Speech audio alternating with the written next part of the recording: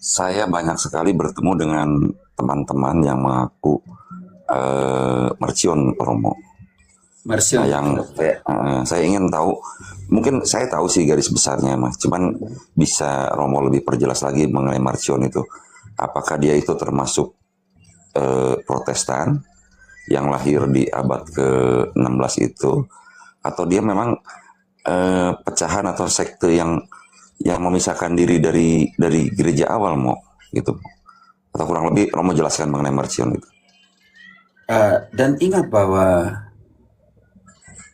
di dalam kitab suci dari zaman gereja perdana sudah ada perpecahan dari sekte-sekte seperti ini. Baca saja Wahyu, baca saja surat-surat Paulus. Perpecahan karena uang. Perpecahan karena apa? Banyak. Bukan hanya soal sekte-sekte di abad pertama, abad kedua. Dari yang ditulis saja sudah ada sekte-sekte di situ dalam pengertian memecahkan diri dalam pengertian ajaran yang miring-miring. Yang kau tahu tentang Marsion itu apa? Tahu dari cerita mereka, mereka memisahkan bahwa katanya Tuhan dalam perjanjian baru dengan Tuhan dalam perjanjian lama itu sangat berbeda. Bahwa Tuhan dalam perjanjian lama itu adalah iblis, terutama jadi kurang lebih ada banyak sih variasi mereka. Tapi awalnya ada yang begini yang agak aneh itu, bahwa awalnya Tuhan itu sama ketika kesia penciptaan, lalu ditumpangi ketika Musa mengeluarkan bangsa Israel dari Mesir, itu mulai ditunggangi katanya. Terus saya sempat nanya sama dia juga kan, nah kalau kamu bilang bahwa Tuhan dalam perjanjian lama itu Yehwa itu adalah iblis, kenapa kamu juga kitab sucinya kok masih pakai perjanjian lama? Karena saya sempat nanyakan sama dia kan, memang pakai kitab sucinya apa? Ternyata sama juga PL dan PB juga, Romo. Dan mereka mengaku karena saya apa ya istilahnya mendetail sama dia, nanyanya, mau apakah kamu punya gereja tersendiri gitu kan? Apakah kamu punya gereja? Tidak, mereka ternyata mereka menyebar gitu loh, mau sama seperti JO gitu loh, mau. Kalau JO kan saya udah ngerti banget dari Romo, kan sering saya dengar. Cuman Marcion ini kan agak jarang banget gitu, mau. Itu yang pengen saya ketahui, mau. Kalau begitu Tuhan berubah ya?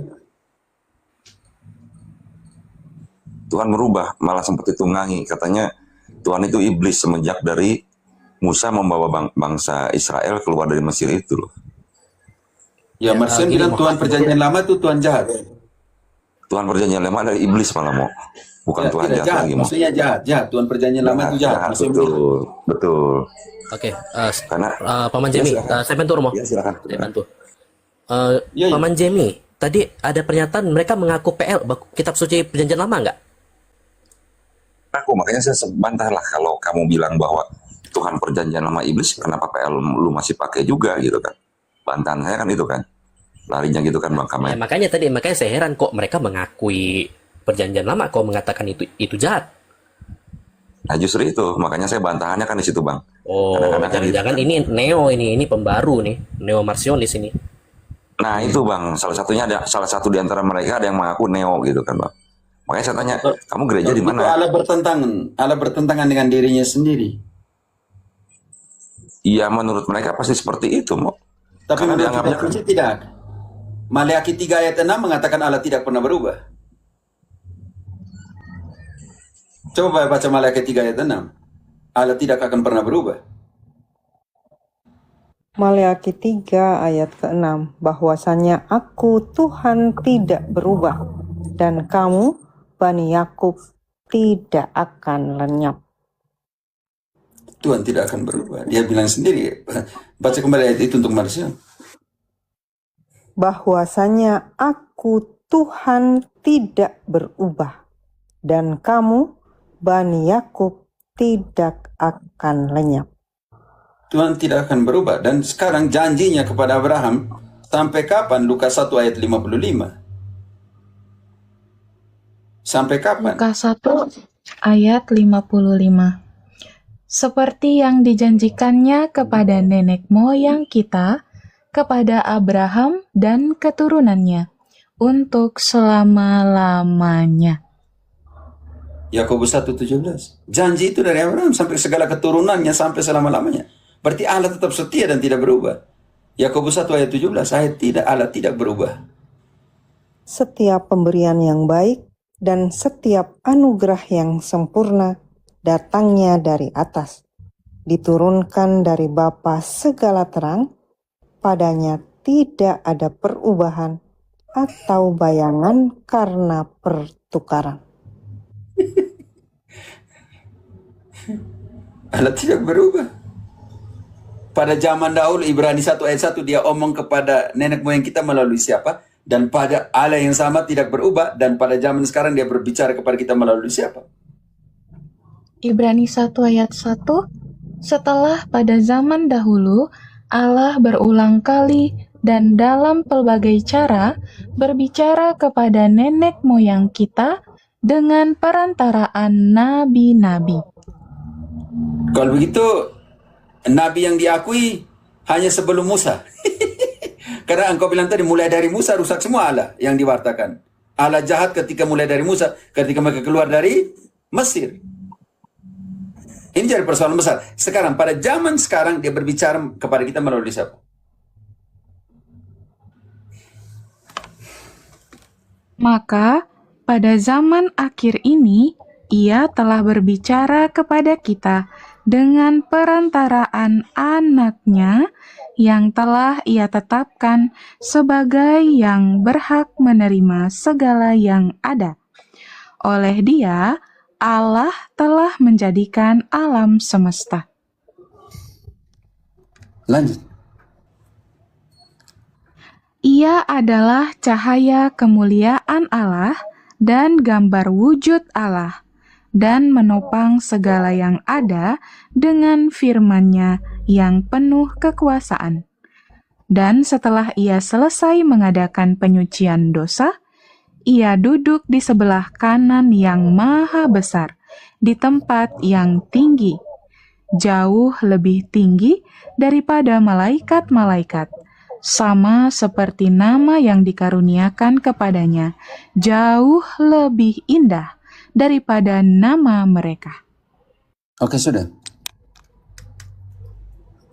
Berarti Allah berubah. Jadi persoalan besar di situ. Sedangkan kasih setia Allah tidak berubah. Janjinya kepada Abraham sampai segala keturunannya sampai selama-lamanya. Kasih setia Allah tidak berubah. Kekal abadi kasih setianya. Mazmur 136 ayat 1 harus dirubah di situ karena itu ditulis zaman Daud contohnya. Sudah jauh lagi dari zaman Musa. 136 ayat 1 omong bilang kekal abadi kasih setianya atau tidak. Bersyukurlah kepada Tuhan sebab Ia baik, bahwasanya untuk selama-lamanya kasih setianya. Jadi rusak semua di sini kalau itu kitab suci, buang saja kalau itu. Perjanjian lama dibuang. Lalu nanti kita tahu bagaimana pada zaman dahulu Allah berbicara kepada nenek moyang kita melalui para nabi. Kita mau bongkar di mana kalau begitu? Kalau tidak ada perjanjian lama.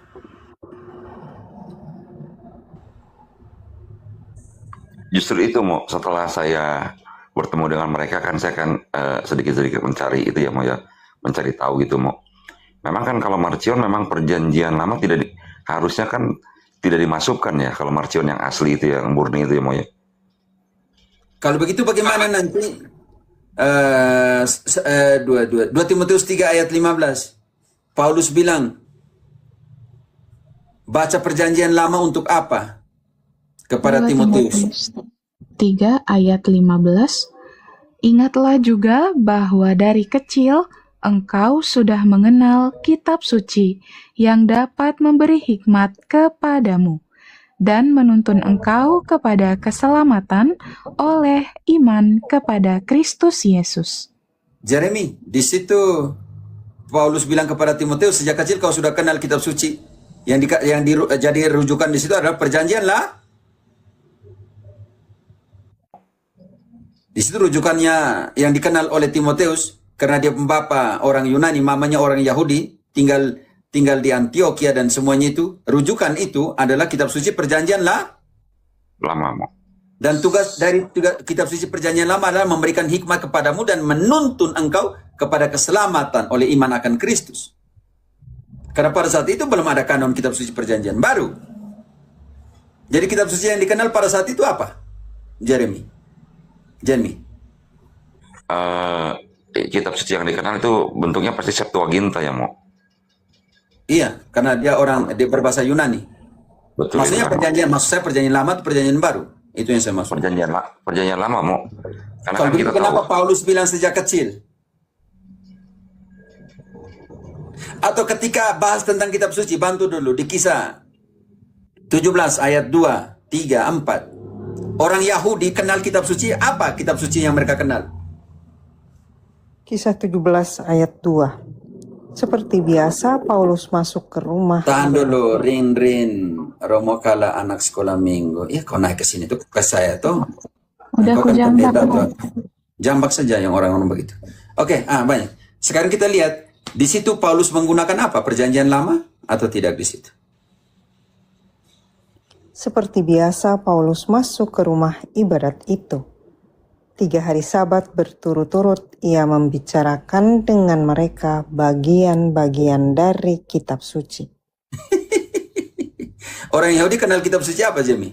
Perjanjian baru di Kisah?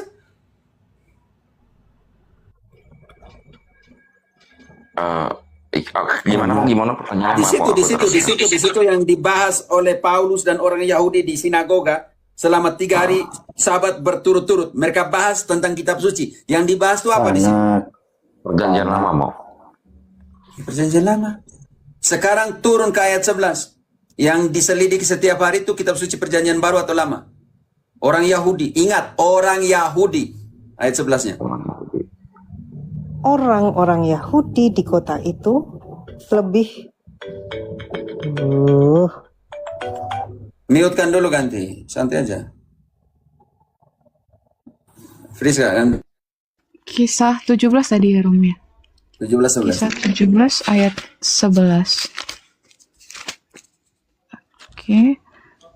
Orang-orang Yahudi di kota itu lebih baik hatinya daripada orang-orang Yahudi di Tesalonika, karena mereka menerima firman itu dengan segala kerelaan hati, dan setiap hari mereka menyelidiki kitab suci untuk mengetahui apakah semuanya itu benar demikian. Jimmy, yang diselidik oleh Paulus dan orang Yahudi, kitab suci apa di situ? Oh, Tanakh. Iya. Perjanjian baru belum ada. 27 kitab suci perjanjian baru belum ada. Kalau itu kenapa di situ Paulus bilang buang kitab suci perjanjian lama karena Allah jahat perjanjian lama. Ternyata diselidiki oleh Paulus dan orang Yahudi untuk tahu mana yang benar.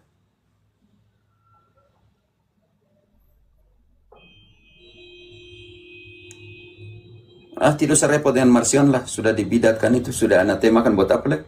Kita omong di sini.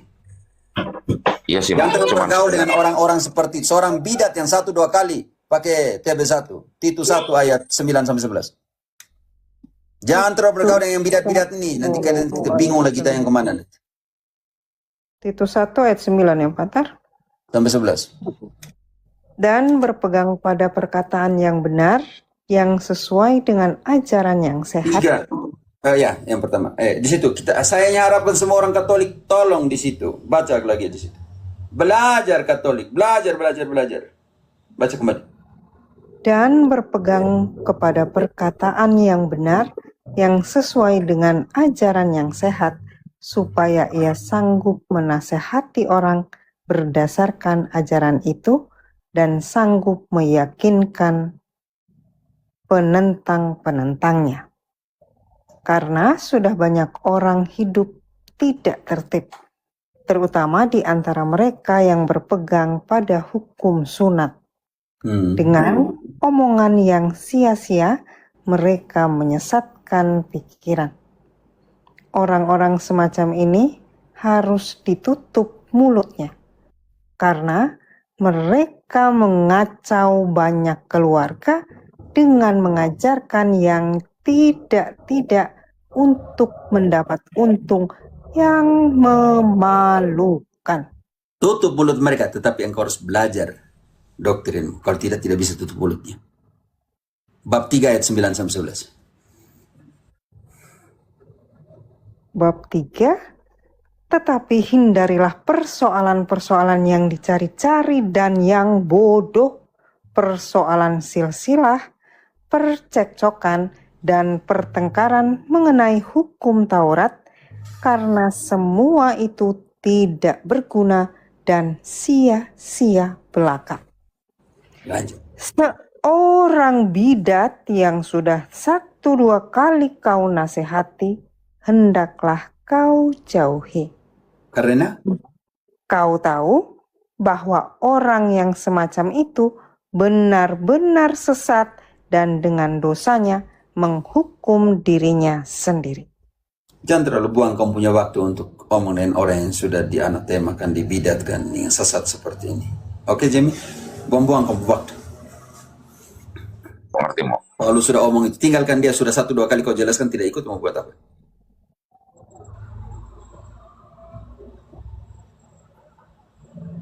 Karena kadang-kadang gini loh, mau mereka itu muncul di room yang bukan room mereka. Karena saya kan tidak pernah ya masuk ke room-room Protestan ya, atau room Katolik pun jarang, kecuali ke room Romo. Saya memang banyak di room-room teman-teman Muslim. Kadang-kadang mereka itu seperti mengaku bahwa saya Kristen, ini loh ajaran saya yang benar loh. Makanya saya kadang-kadang di situ suka ikut campur atau pengen tahu gitu mau kadang-kadang. Karena utamanya mereka itu bisa mengatakan bahwa Allah dalam perjanjian lama dengan Allah dalam perjanjian baru itu berbeda. Karena Allah perjanjian lama itu sangat baik hati, sedangkan Allah perjanjian lama itu kejam, katanya seperti iblis. Mereka memang mengeluarkan ayat memang adakan yang ngeluarin ayat. Saya juga sempat baca bahwa memang itu tertera seperti yang Musa itu segala macam. Ingat Mereka bahwa mengatakan Allah dalam perjanjian lama, Allah dari sebuah suku, oke? Sebuah bangsa Iya, namanya Israel. Janji itu diberikan kepada mereka pertama. Sebab janji-janji diberikan kepada siapa? Ini yang harus dilihat. Bantu dulu Roma 9 ayat 4. Tugasnya saya begini. Roma 9 ayat 4. Roma 9 ayat 4. Sebab mereka adalah orang Israel. Tahan Mereka dulu. Orang apa? Pelan-pelan. Pelan-pelan, Ginting. Mereka adalah orang Israel. dan orang Israel menerima apa? Bantu dulu.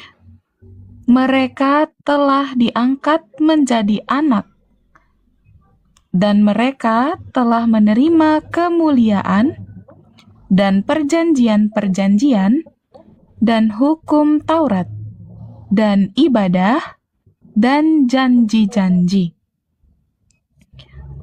Mereka adalah keturunan bapa-bapa leluhur yang menurunkan Mesias dalam keadaannya sebagai manusia. Tahan dulu situ, menurunkan Mesias. Roma 1 ayat 3. Akan dilanjut. Ide saya, engkau tidak yang terserah yang baku dekat situ. Roma 1 ayat 3. Yesus datang dari keturunan siapa? Roma 1 ayat 3 tentang anaknya yang menurut daging diperanakkan dari keturunan Daud.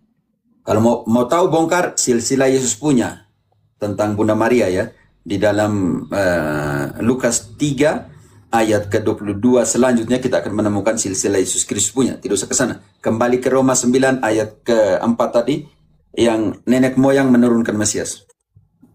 Iya.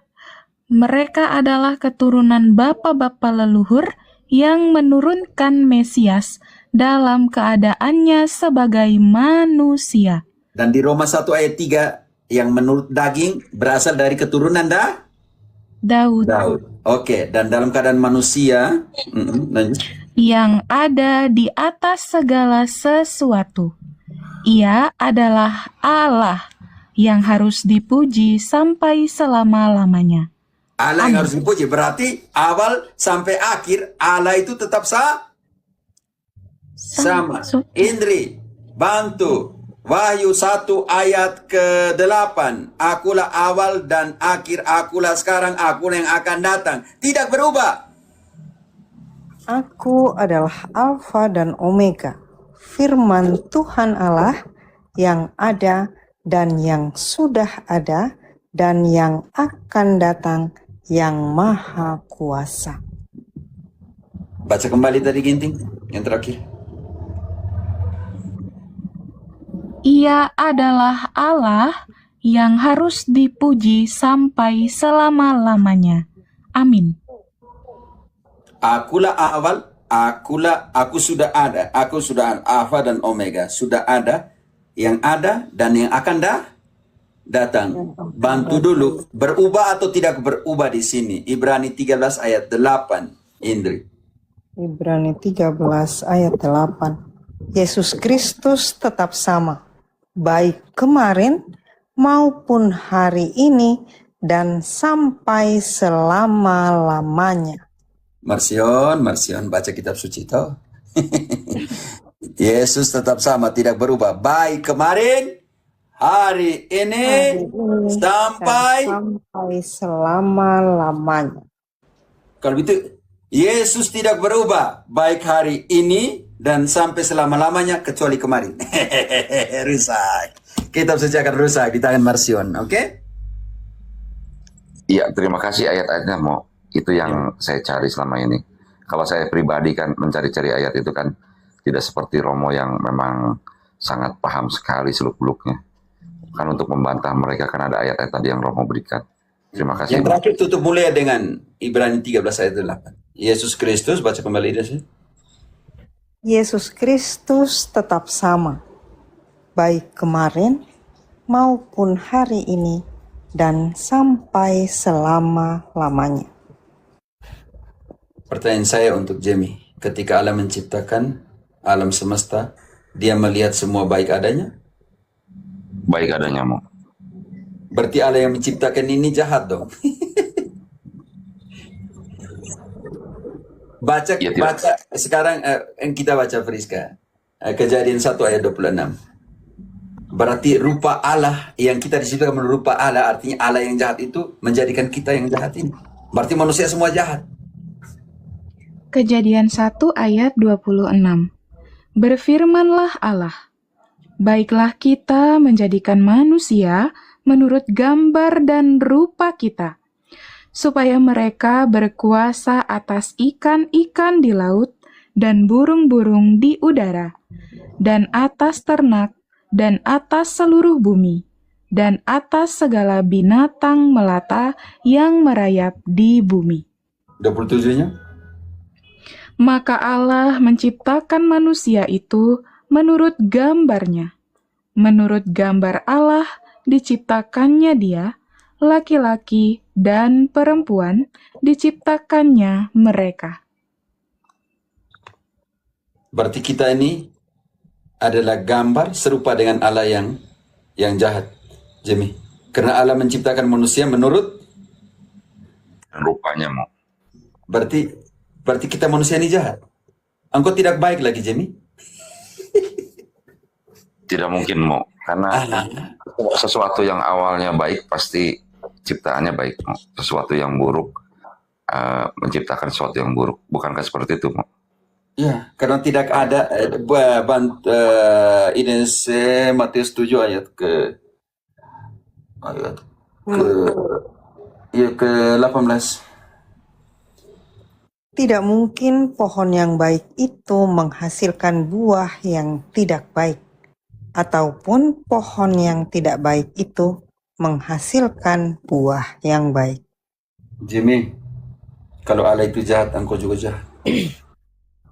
Karena pohon dilihat dari Buahnya mau. Kalau itu Allah yang jahat ini mengatakan betapa besar kasih Allah kepada manusia. Dan dia karena kasihnya itu dia mengutus anaknya. Kenapa betapa besar kasih Allah itu? Bantu dulu ginting Filipi 2 ayat ke-6. Yang walaupun serupa dalam rupa Allah, tidak menganggap bahwa kesetaraan dengan Allah sesuai sesuatu yang dipertahankan. Dia rela jadi hamba, dia rela jadi manusia supaya kita selamat. Filipi 2 ayat 6.